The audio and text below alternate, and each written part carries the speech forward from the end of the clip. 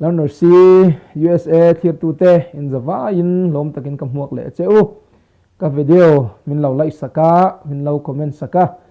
min lo en sak thina wangin in chunga ka lom tak zet ti kha ama sa in lom thu koron soi du ani om dan moi kan chun zom le anga zan na chuan na tho na a om dan moi kan soi ho don ani hei hi poi mo in ka ria a ka soi om zia chu tharau lam ne na in zom na nei ko ran an na kan tho na lam ni lovin hei kan taksa ni tin kan ei zon na na kan tho na om dan moi lam pangkha ka soi du kha ani a pathin khongai na wangin le re theina chi rang sanga wangin mun sang sanga ka lo theng ve nuala mi sang sang nen na kan thoka hei vai ho nen po ka lo thok to a chuan Nepal ho nen kol ho nen ti chuan China ho nen ti chuan sap rama po ni se hei sap ho nen chuan hei Mexican kan ti te Mexican hei Latino kan ti ang te hi mo heng ho te nen hian kan thok na sa mi sang sang ka mu a mi sang sang nen ka lo thok to a chuta chuan kan set tur poimo a ka ngai te in lo tang kai pui thei takin ti kha zan na hian pakua karon soile anga heta tang hian zir tur te pani khat in lo nei a in lo phim khor thei na le promotion te in lo mu jok in lo mu thei na ni chuan in tam po tang kai nga keipon ka lom viau wang ti kha zan na hian ron soile ka du ani apakhat na chon na tho na a om dan moi kan chet tura poimo ber chu hun ngai poimo hi atha ani na kan thok don ani chuan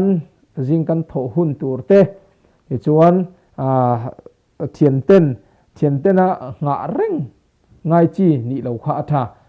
chu apoimo em abik takin kan pu te le kan na tho na te hian kan hun man dan hi an ngai poimo em ti hi kan riat atha na thiam ma se hun ngai poimo lo ai chuan na thiam lu tuk lo po ni se eng tik lai po a tir thei reng na thona om reng kha an du ani he ram chang ka nga phei chuan company an ha kan valu hian temporary in kan thok thina chu atang pui thu in company policy in anglawa chuta chuan thani te oma thathum ten oma thali ten oma tharok thleng an company mishing kan ni the min hire tur hian min en thina heta an en poimo ber hi attendance ani thina ni kan hun man te hi kan ngai poimo em ni thum chung na thok em kar kha chung na thok thaim kha chung thok thaim amis em ti kha an en poimo em ani eng anga na thiam thei mi nge ni lo ti lampang ain na ngai poimo em ti hi attendance kha an ngai poimo em ani ti kha pakhat na hian kan hriat a poimo ti kha kron soidu ani apan hi na chuan taimak hi hatha em ani avai ni khachu kan mut kham lo na wangin ei kan phur lawa kan zoi thi na ni amai ro chu eng tik lai po a zoi deuh le eng tik lai po a phur lo deuh dewa na thok thin hi a poi em ani chu wangin kan na thok na a midang te ti boi zonga a that che zong emo zoi zong emo na kan thok don ai chuan keima ni mut kham taka kan mut theinan lo in adjust thiam kha atha chu kan na te khe kan tin lo tur pui poisa du wanga na pani te pathum te thoa tin lo dewa chi rang tho kha athalo ti kha ta hian karon soile du ani chu eng tik lai pon kan tho pui te hian min en thina atai ma em an na tho a hian a ril ru a pe em ti hi eng tik lai pon min ngai min en thina ni chuan kan na kan lo zo masa ani pon a thei ram chon thian te wa pui thei kha atha heta hian kan set tur taimak hi eng tik lai pon aswal lo thil tha ra chuak thin ti hi kan riat atha ome apathum na chuan rin tlak tura na hi thok tur kan ni eng tik lai po a kha pa kan tho tir kha nu na tho kha chu wa en pui le ro a thok thalawang thil ti ka en thina arin tak lo an ti hi poi em ani chu wangin kan ti thei lo tur kha chu ti lo mei tur ani aka ti thei lawang engpo ni se ka ti thei don ani pon khong ain min lo pui ro u min lo en ro u ti kha ti mai turani thiam si lo hre si lo pu te lom du wanga sia ang ti the anga kan oma ma se dik lo deuh kan thil ti kha apoi em ani ti kha ta hian karon soile du ani chuan taimak na le helaya rin tlak ni na hi sap hoten an ti dan hi karon soile du a engting ngen ti chuan ke ni asian ho te chuan kan pi le pu mu changin ngo kan throi tu te mu changin tha deuh le te taima deuh om der hi kan ching thina ma se sap ho chu an fing le tuk cctv chu an da ma se cctv hi an en ve reng thei lawa chu wangin an kan rin lo deuh kan bulam mi te emo kan rin lo deuh khi en thatu ta nan lo da thin chu chuan min lo en tha a an na hi thatakin athokem malama engting nge hepa hian henu hian kan company a hian kan na thona hian thok zel se engchen thenge a thiam na hian atlin theyang chuan eng thil thange kan tan hian a thok theyang ti theng hi min lo en tharing reng ti hi i kan sia thi apoimo em ani pi le pu te foi tu te mu laya thadeu dewa thoka ma sen om lo nuwa hei thok pai lawa biruk ching te hi puten an du ngai lo ti hi kan siat a tha om ne apalina chuan kan tong kam le kan min mai om dan kha film khor a thavia wang engtik lai po a thian te thu soi lo nial reng chuan mi chot lo lai lo chol restroom rei tak ka om chuan na kan thiam lo ani pona kan thiam lo po mi dang zot tum mi lawa lo om ve mei tiang te a thalawa chuan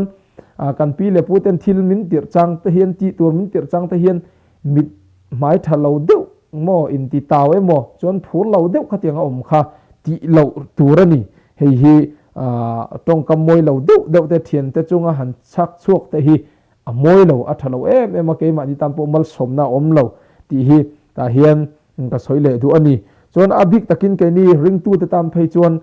pathian thelo mi te bulan ha kan tho hian an tong kam le an om dan te hi kan zir lo tur kan ti lo tur tam tak hi om a chan chu ke ni christian mi te chu kan rin hlanin christian kan in ti hi chuan mi te hian min lo en ro thin ti hi kan sia thi a tha a chu kan tong kam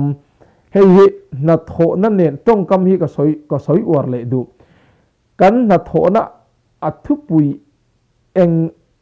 kan na tho na hi athupui ma kan na tho athupui ang chia hian kan tong kam hi alo thupui ve thina ni ti hi kan theta poimo a chan chu kan tong kam tha awangin mi te kha ati phur theya kan tong kam chia awangin milungai te kha kan tong kam chia awangin mi te kha kan ti lungai theya ti chuan tong kam thalo kan chak mi alawa thadewa kan insum the na kan nei chang hian kan siat lo hlanin mi ten min lo respect mi ten mo min lo respect thina ni ti hi kan siat a thang pathian min khongaya he kan ha hian promotion chi rang hi kam huwa tu na pe chuan he kan huwa hian sap haute mexican te asian te mi engem muzat an thoka voi ni khat chu na thiam the lo deuh mai hian om thina sil po at thiam the lo hian om ani hei hi heng hote an han en kol hi chu voi tam tak chu in sum hi har thina ni ama ro chu khang mi te kha tong kam chia ne mo mit mai thalo dewa an du lo zongan om ai chuan in sum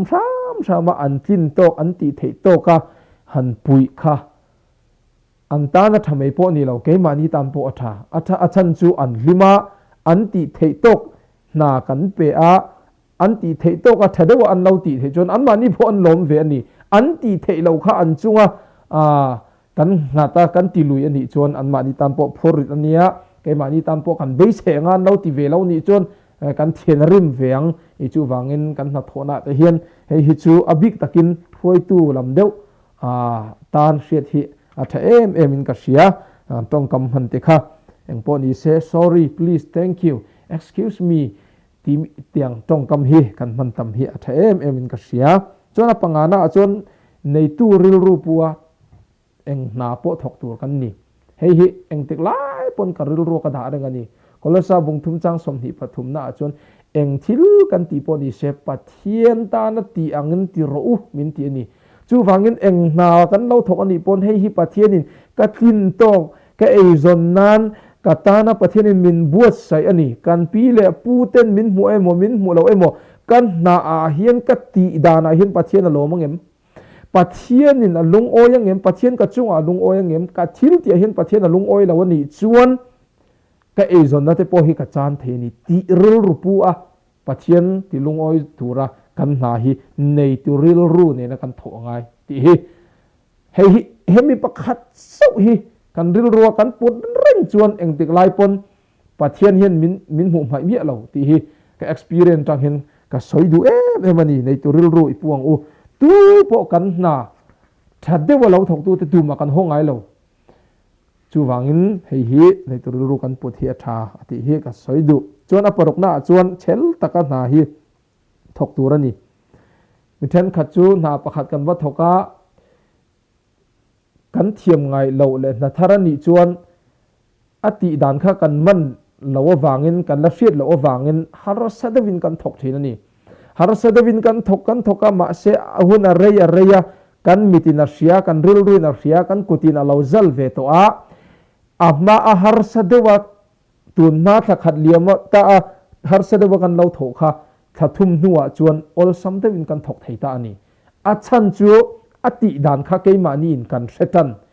chu kan na kha ol sam zel tur ani a chuta ol sam zel ba ka kan hlote pung chawanga chuan kan ni na te asang chawanga kan nuwa manga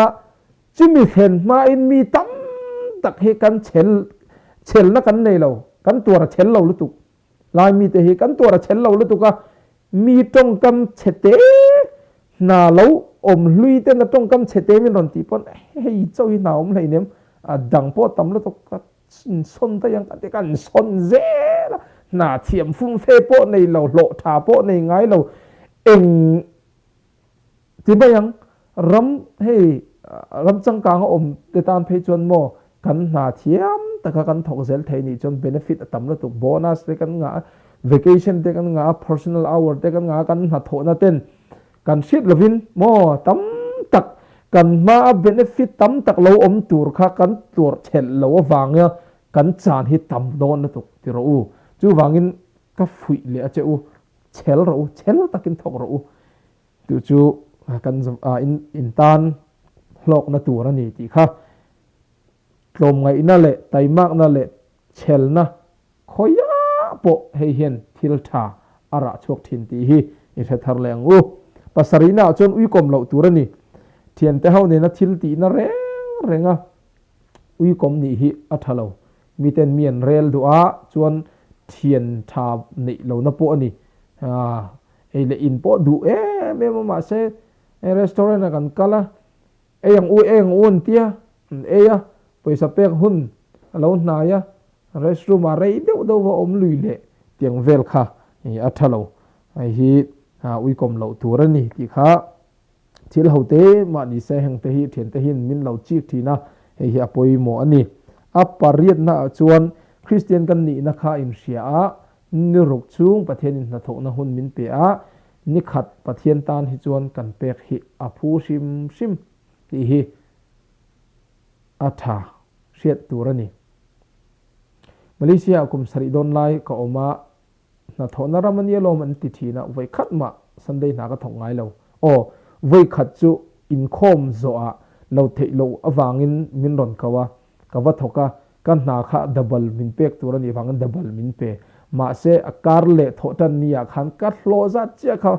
police in min chu sak le min man le a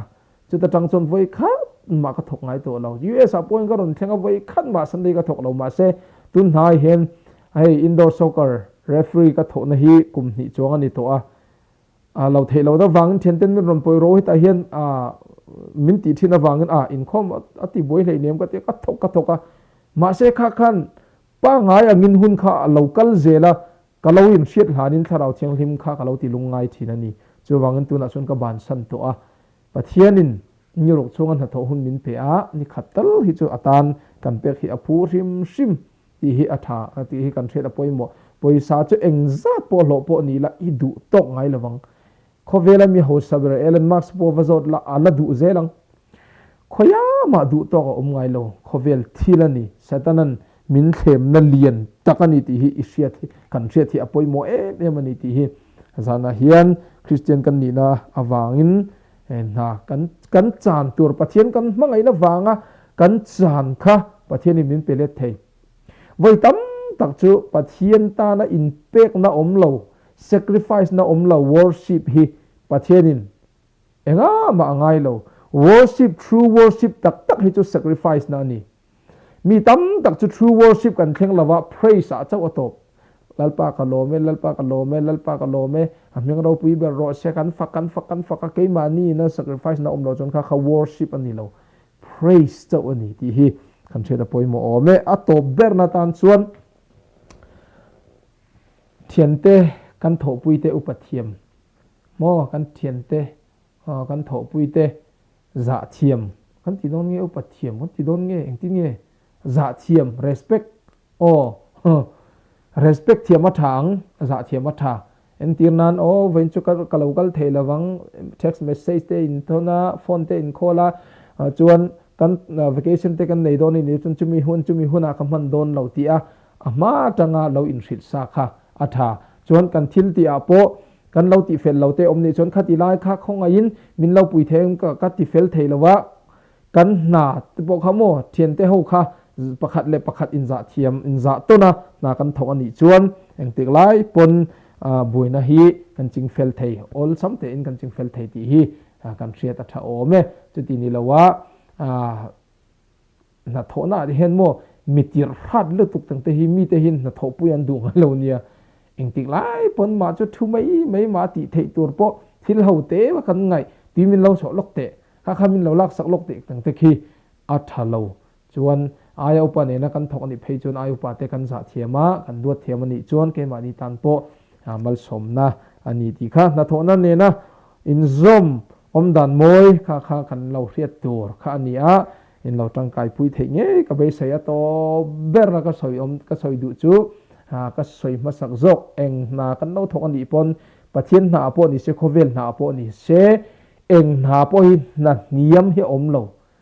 kan na rin om taka tay mak le chel tak le trom ngai le fel taka kan kin to ka kan thok ani chon chu chuan ra tha chu thina kan ei zon na tura pathian in min pek kan ei zon na tura pathian in min pek ka ti a hian pathian thu ne na in min lo na kha chu tel lo nia pathian in ke ma ni kan ei zon na nan ha min pek na hen rin om taka kan thok ani chuan eng na po hi atha an thavek ti hi zana hian ka soi thak le do ni in za vai chunga khlome